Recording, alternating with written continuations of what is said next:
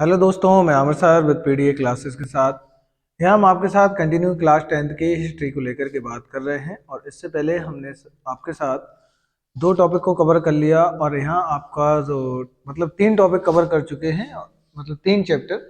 यहाँ जो आपके साथ हम बात कर रहे हैं वो आपको प्रिंट कल्चर को लेकर के बात कर रहे हैं। किस प्रकार से प्रिंट की दुनिया ने पूरी दुनिया को बदल दिया। जब प्रिंट की दुनिया आई, प्रिंट का सिस्टम आया और पूरी दुनिया बदलती चली गई। तो ये सारे टॉपिक को हमने बात की और कैसे हमने देखा कि प्रिंट आने से क्या क्या हुआ, किस प्रकार से वुड ब्लॉक आया, वुड ब्लॉक के बाद फिर हमने देखा गुटेनबर्ग प्रिंटिंग प्रेस आई। अब उसी चीज को हम आगे बढ़ाते हुए और उसके हम 4 सेक्शन कंप्लीट कर चुके हैं और ये 5 नंबर का सेक्शन जो है उसको हम स्टार्ट कर रहे हैं कि 19वीं सदी में 19th सेंचुरी में क्या चल रहा था। ठीक है, 19th सेंचुरी की बात कर रहे हैं और इसको लेकर के अब हम आगे चलते हैं। और 19th सेंचुरी में हुआ क्या क्या क्या चीजें थी। देखो, 19वीं सदी में यूरोप में जन साक्षरता की दिशा में लंबी छलांगे लगाई, जिसके बूते महिलाओं, बच्चों और बड़ी मात्रा में नया पाठक वर्ग तैयार हुआ। इम्पोर्टेंट ये था कि अभी तक जो पढ़ने वालों की जो संख्या थी वो एक अलग लोग थे, जैसे व्यापारी थे या साहित्य वाले या जो एग्जाम की प्रिपरेशन करते थे। चाइना में हमने देखा था किस प्रकार से सिविल सर्विस, जो सिविल सेवा की जो परीक्षा थी, वहाँ पे वो चीज़ें थी कि वो पढ़ने वालों की संख्या है, बिजनेसमैन या चर्च के लोग बस पढ़ा करते थे। लेकिन अभी यहाँ पे कुछ नए ग्रुप देखने को मिलेंगे, जैसे कि महिलाएं, वुमेन्स और बच्चे। तो ये चीज़ें कुछ लोग थे और जो यूरोप में जो व्यापारी थे, ये दोनों मतलब ये चीज़ें बढ़ती चली गई। तो यहाँ देखेंगे कि जैसे देखो, बच्चे भी इंटरेस्ट के लिए अभी बच्चों के लिए बुक्स अलग से आने लगी, वुमेन्स को लेकर के यहाँ पे बुक्स अलग से आने लगी थी और मजदूरों को लेकर बुक्स यहाँ पे अलग प्रिंट होने लगी। तो ये सब टॉपिक की हम अच्छे से डिस्कस करते हैं, इन्हें अच्छे से पढ़ते हैं और देखते हैं कि इनमें क्या क्या हुआ। अब बच्चे भी किताबें पढ़ने लगे, महिलाएं भी और मजदूर भी। अब ये सारे जब लोग किताबें पढ़ेंगे, सबका एक इंटरेस्ट होगा, तो वही चीजें देखते हैं कि कैसे क्या हुआ। 19th सेंचुरी के आखिर में प्राथमिक जो प्राइमरी एजुकेशन थे वो क्या करा दिया, कंपलसरी। मोस्ट इंपोर्टेंट है कि जब 19th सेंचुरी का लास्ट टाइम चल रहा था तो उस समय प्राइमरी एजुकेशन को कंपलसरी कर दिया। और होने के चलते जिसमें बच्चे पाठकों की जो अहम श्रेणी बन गए, जो बच्चे थे, जो चिल्ड्रन थे, इसमें जो पढ़ने वालों की संख्या थी इंपोर्टेंट रोल प्ले करने लगे। जो प्रकाशन थे, जो पब्लिशर थे, वो उद्योग के लिए पाठ्य पुस्तकों का उत्पादन महत्वपूर्ण हो गया। फ्रांस की बात की गई, फ्रांस में 1857 में सिर्फ बाल पुस्तकें छपने लगी। अब देखो क्या होना, फ्रांस ने क्या किया, 1857 में केवल स्पेशल कौन सी बुकें आने लगी, बाल पुस्तकें। बाल पुस्तकें मतलब जो आती हैं, बच्चों की किताबें आने लगी। छापने के लिए एक प्रेस मतलब मुद्रालय की स्थापना किया गया, एक प्रेस की स्थापना की गई। प्रिंटिंग जो प्रेस का सिस्टम था वो सिस्टम लाया गया और एक प्रिंटिंग प्रेस लाया गया। इस प्रेस में पुरानी और नई दोनों तरह की परी कथाएं, फेरी टेल्स होती थी, फेरी स्टोरी होती थी, परियों की कहानियां होती थी, फेरी टेल्स होने लगी। लोक कथाओं की बात प्रकाशन किया गया।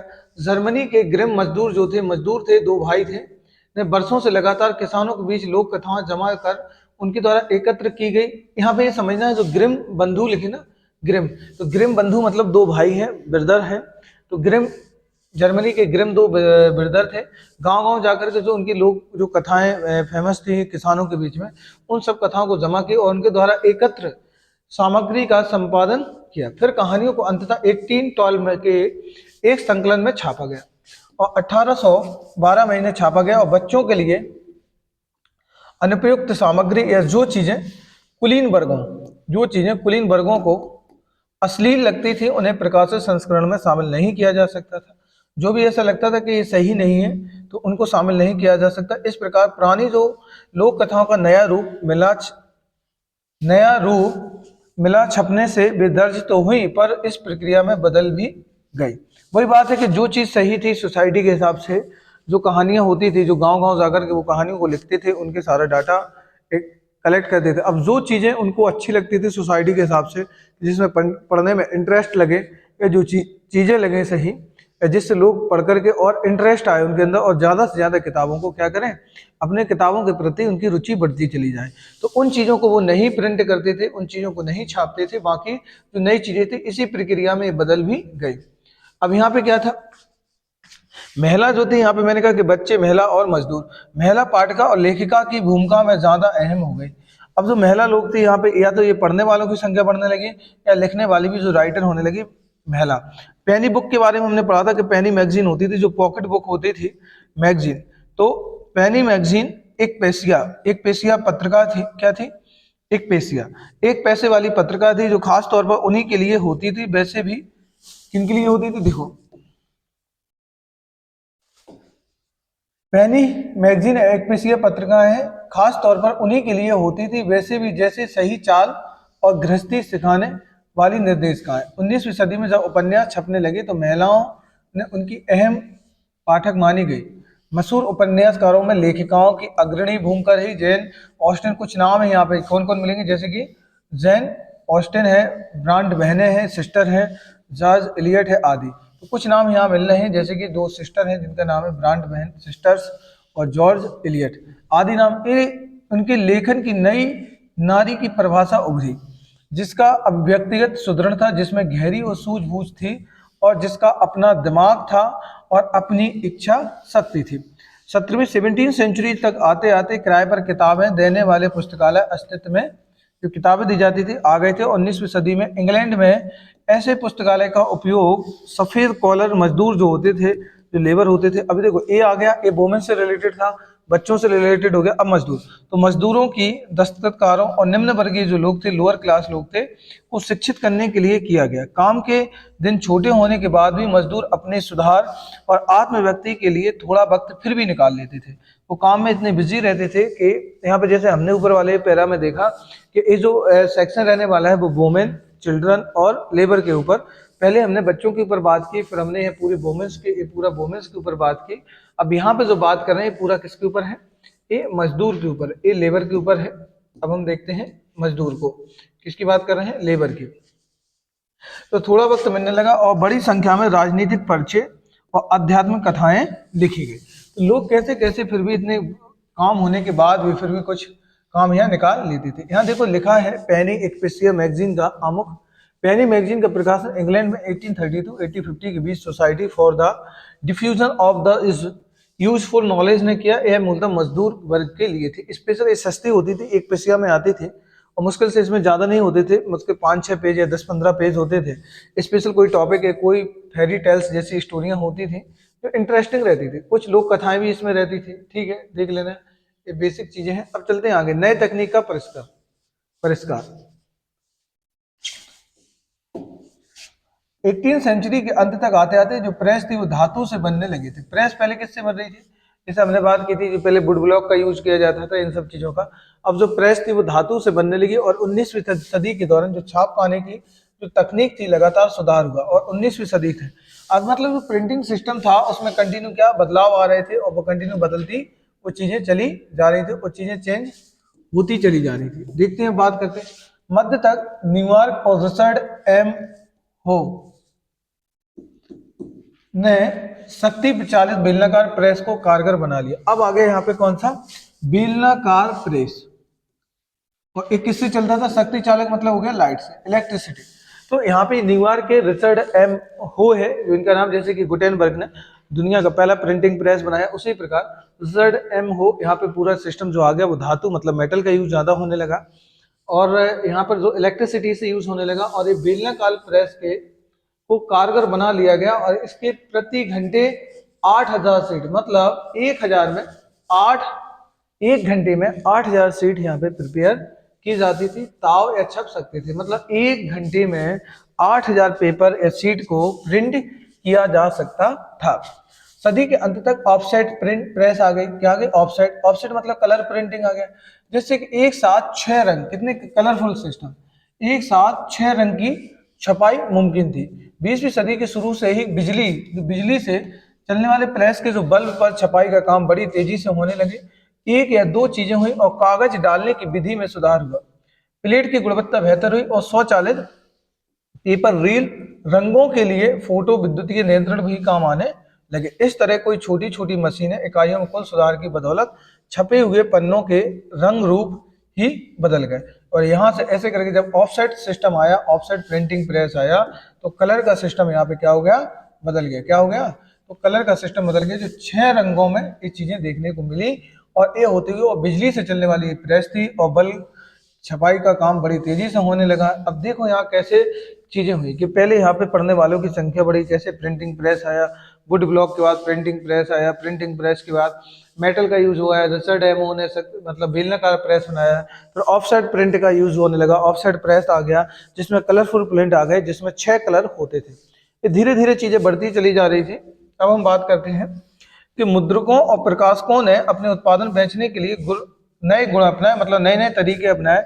19वीं सदी तक पत्रिकाएं, उपन्यास को धारावाहिक छापा, जिससे उपन्यास लिखने की एक खास शैली विकसित हुई। इंग्लैंड में 1920 के दशक में लोकप्रिय किताबें एक सस्ती श्रृंखला के तहत छापी गई और किताबों की जो जिल्द था, आवरण, डस्ट कवर भी 20वीं सदी तक तकनीक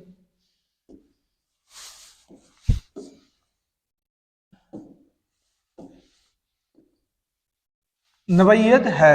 1930 में आर्थिक मंदी आई, ये पढ़ा भी था हमने, आर्थिक मंदी के बारे में मैंने पूरा डिस्कस किया था इससे पहले वाले चैप्टर में।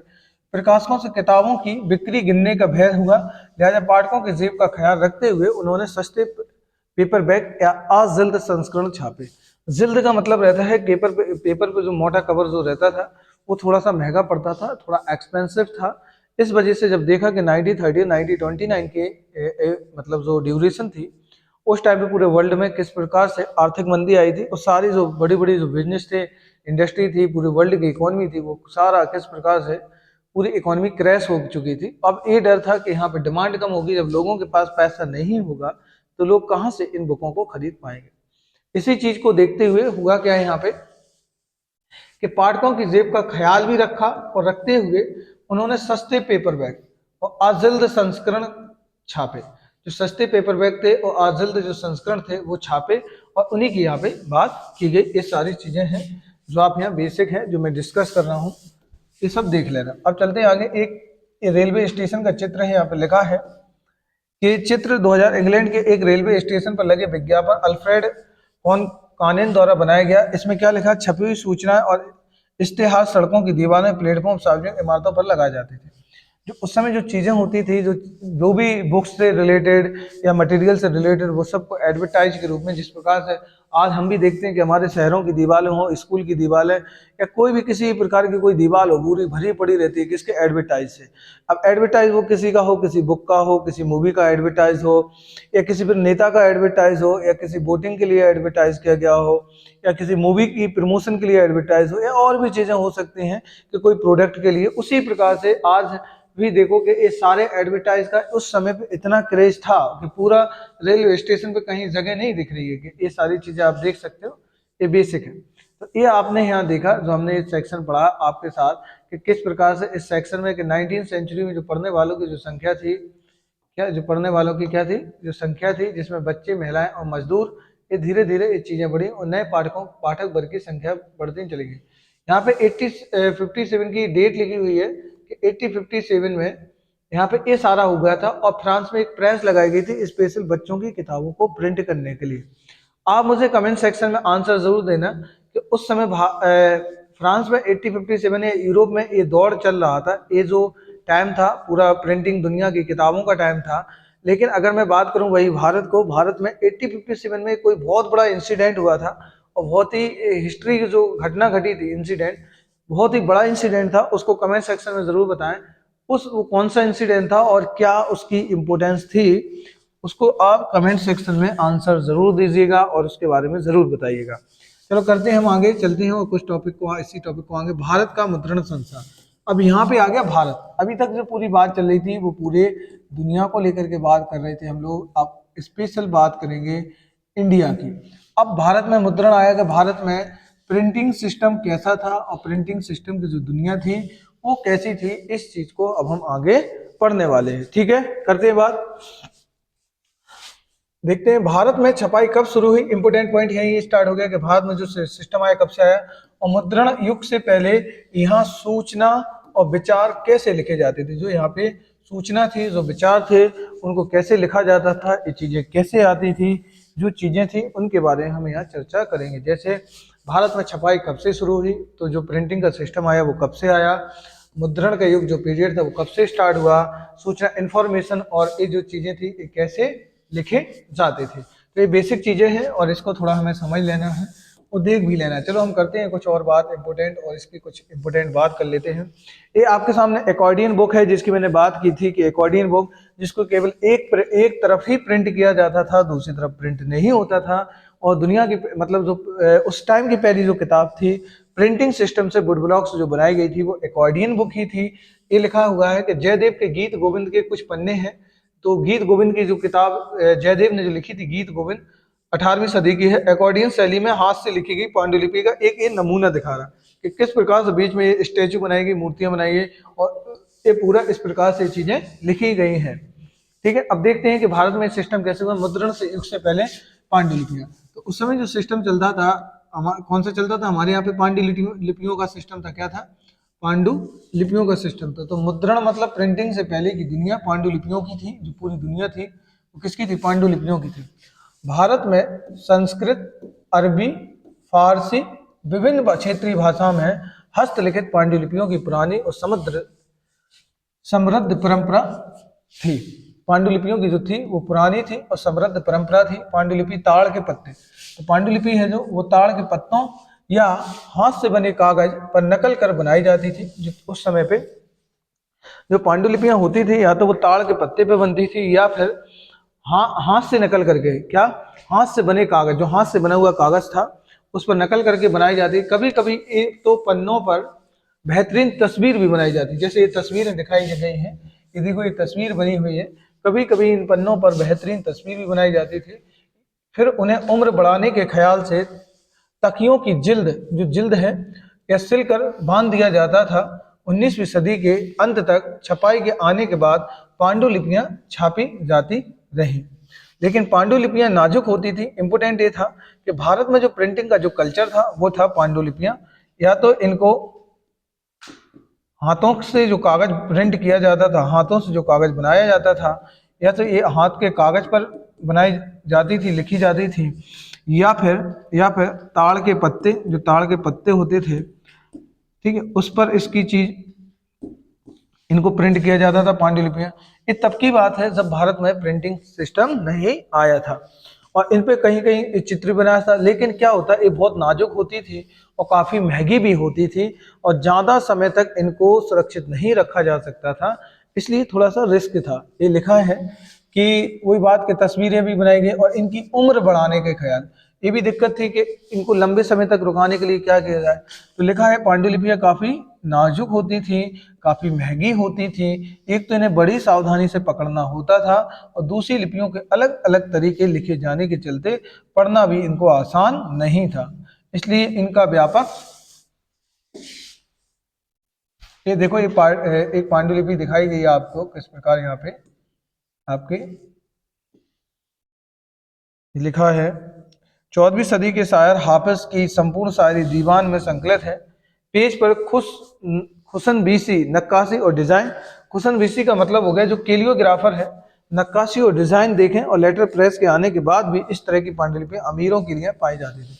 मतलब किस प्रकार से सच में जो डिजाइन की गई एक कुरान की, मतलब जो डिजाइन इसमें की गई है कुरान की, मतलब यहाँ पे देख सकते हो ये लैंग्वेज और इसका यूज किया गया है, ये अरबी लैंग्वेज है। और कुरान की जो आयतें होती हैं, जिस प्रकार संस्कृत में श्लोक होते हैं उसी प्रकार कुरान में आयतें कहा जाता है, कि एक इसको बनाया गया है और किस प्रकार से पूरी ये चीजें दिखाई गई। पूरी एक तस्वीर एक पेज पे दिखाई गई, वहीं दूसरी तरफ पेज पे किस प्रकार से ये देखो इसमें फूल पत्ती की पूरी डिजाइन बनाई गई है, इसके बीच में भी फूल पत्ती का डिजाइन बना हुआ है, ये आप देख सकते हो आराम। ठीक है, आगे चलते हैं और पढ़ते हैं। ये है आपकी पांडुलिपि जो बनी है, ये लिखा है ऋग्वेद के कुछ पन्ने यहाँ लिए गए हैं, ऋग्वेद के कुछ पन्ने यहाँ पे आपके सामने यहाँ दिखाए गए हैं। देखो क्या लिखा है, ऋग्वेद के कुछ पन्ने।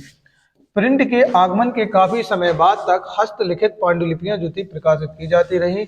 यह पांडुलिपि मलयालम किस भाषा में थी?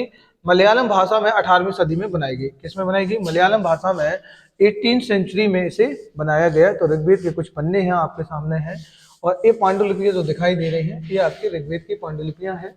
ठीक है, तो ये आप आराम से इनको देख सकते हो, और हस्तलिखित है पांडुलिपियां हैं।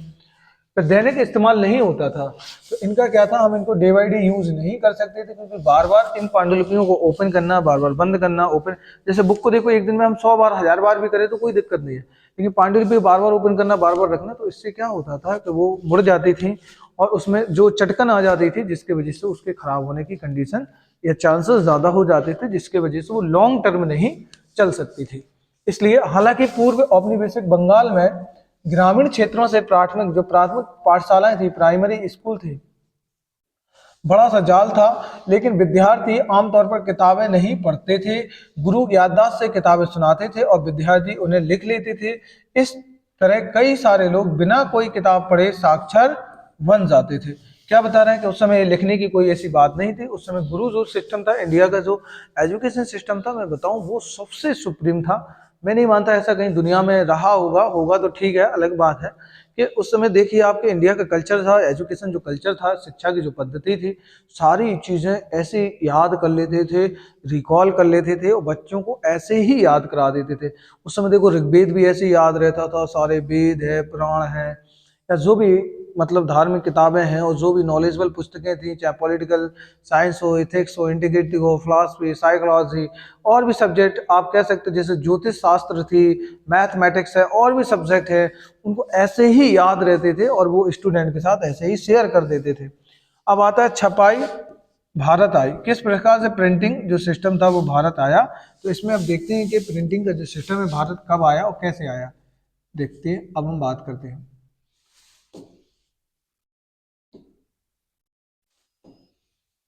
प्रिंटिंग प्रेस पहल 16वीं सदी में, तो 16 सेंचुरी की बात है। भारत में गोवा कहाँ पे आई, इंपोर्टेंट नाम याद करो गोवा, तो पहला क्वेश्चन बन जाएगा। और किसके द्वारा लाई गई, पुर्तगाली। तो प्रिंटिंग प्रेस का जो सिस्टम लाया गया वो कहाँ लाया गया, 16 सेंचुरी में गोवा में लाया गया और पुर्तगीज के द्वारा लाया गया। और पुर्तगीज के जो धर्म प्रचारक थे, जो धर्म को प्रचार करते थे, के साथ आया। और इसमें एक पुजारी थे जेसुइट, पुजारियों के कोंकणी सीखी। तो यहाँ आकर के इन्हें पहले कोंकणी लैंग्वेज सीखी।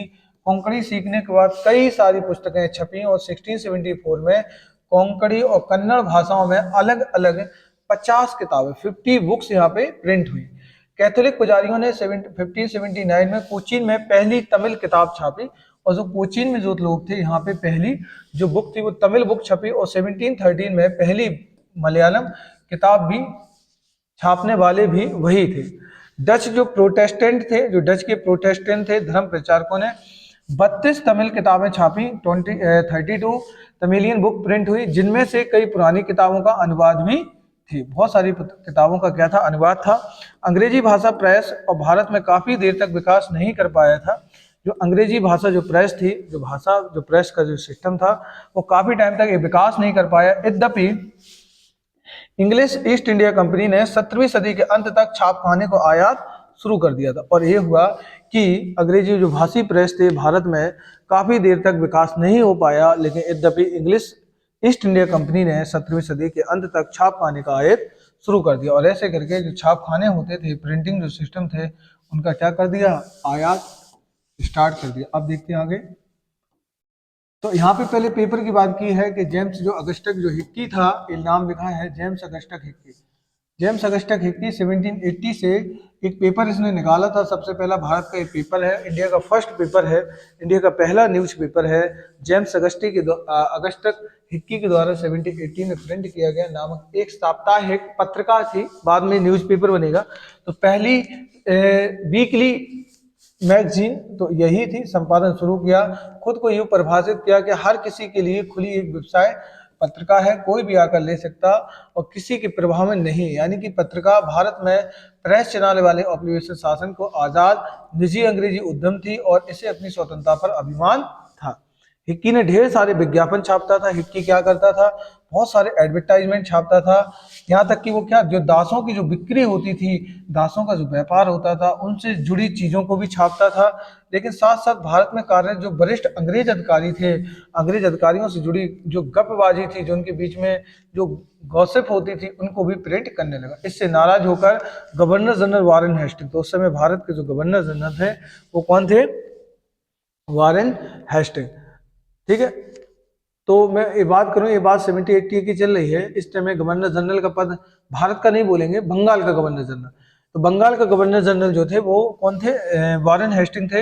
हिक्की पर मुकदमा कर दिया और ऐसे सरकारी आश्रय प्राप्त अखबारों को प्रकाशन प्रोत्साहन शुरू कर दिया और जो औपनिवेशिक राज की छवि को क्या कर रहे हैं, हम लोग इसकी रक्षा कर सके। 18वीं सदी के अंत तक कई सारी पत्रिकाएं आने लगी और कुछ हिंदुस्तानी भी अपने अखबार यहाँ पे छापने लगे। ऐसे प्रयासों में पहला था राजा राममोहन राय। तो ऐसा जो प्रयास पहले जो किया था वो किया था राजा राममोहन राय ने, और उनके करीबी जो थे गंगाधर भट्टाचार्य द्वारा प्रकाशित बंगाल गजट। ठीक है, यहाँ पे जैसे पहली मैगजीन हमने देखी तो बंगाल गजट था, लेकिन यहाँ पे पहला जो न्यूज़पेपर जो आया जो भारत का, जिसमें राजा राममोहन राय उनके जो सहयोगी थे गंगाधर भट्टाचार्य द्वारा प्रकाशित बंगाल गजट यहाँ पे प्रकाशित किया गया। तो ये हमने देखा, आपके साथ ये टॉपिक कंप्लीट किया।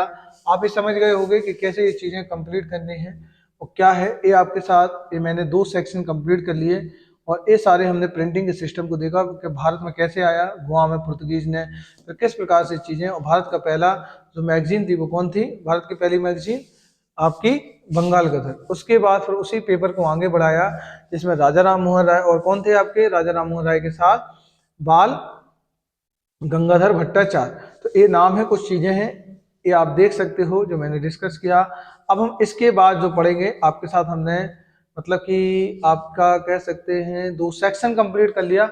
आप देखें धार्मिक सुधार और सार्वजनिक बहस है कि अब यहाँ पे रिलीजियस रिफॉर्म हो गए और फिर लोगों में आपसी कन्फ्लिक्ट होंगे, तो उनकी बात करेंगे। तो ये पूरा सेक्शन भी 7 नंबर का सेक्शन है, इसको पढ़ेंगे। इसके बाद जो अगला सेक्शन आएगा वो आने वाला है प्रकाशन के नए रूप, जो पब्लिशर की चीज़ें आने लगी, वो नए नए तरीके आने लगे, उनके बारे में भी देखेंगे कि कैसे कैसे ये चीज़ें हुई और चेंज कैसे होती चलेंगी। तो इनकी बात बहुत डिटेल से आपके साथ करने वाले हैं, ये भी टॉपिक बहुत अच्छे से देख लेंगे हम लोग।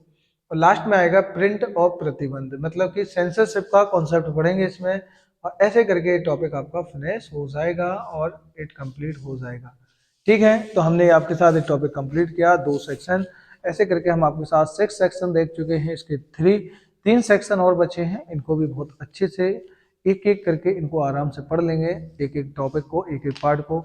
मिलते हैं तो इसी टॉपिक के साथ और इसी चैप्टर के कुछ सेक्शन के साथ। ओके, थैंक यू, जय हिंद।